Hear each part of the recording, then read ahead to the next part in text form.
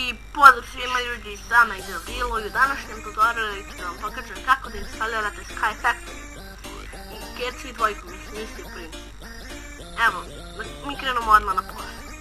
Idete u vaš control panel, onda idete u sistem, onda zapamtite system type, da li vam je 32-bitni ili 64-bitni.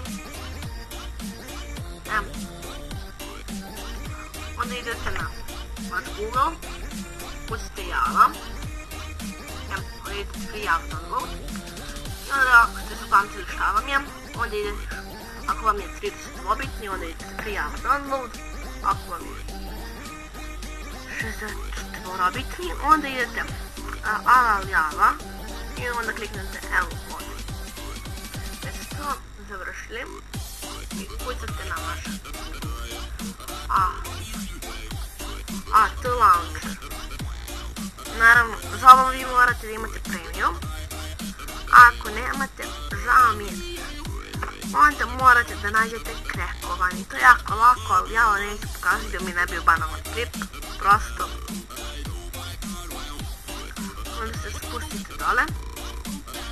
I nemojte ništa ovo da pomerate, idete samo Windows. Na Windows naravno valjda imate Windows. Nije bitno koji je, onda prebacite ovo i da budete ovakav folder. Onda kliknite 2 puta, onda kliknite Run i ovo što učite. Ne zaboravite da za ovo da vi morate da imate net. Da, i svaki put će vam se sve duže i duže uključivati i to je jedini problem. Kako vi sad to raskidate? Prvo idete u account i onda vi se logirate u vaš account. Onda idete u back i onda skinete koji već hoćete. Verovatno sigurno hoćete ovaj, onda skinete prosto Sky Factory. Kada skinete Sky Factory, ubacite ili izbacite modove, onda idete u Science i onda pokrenete vaš svet.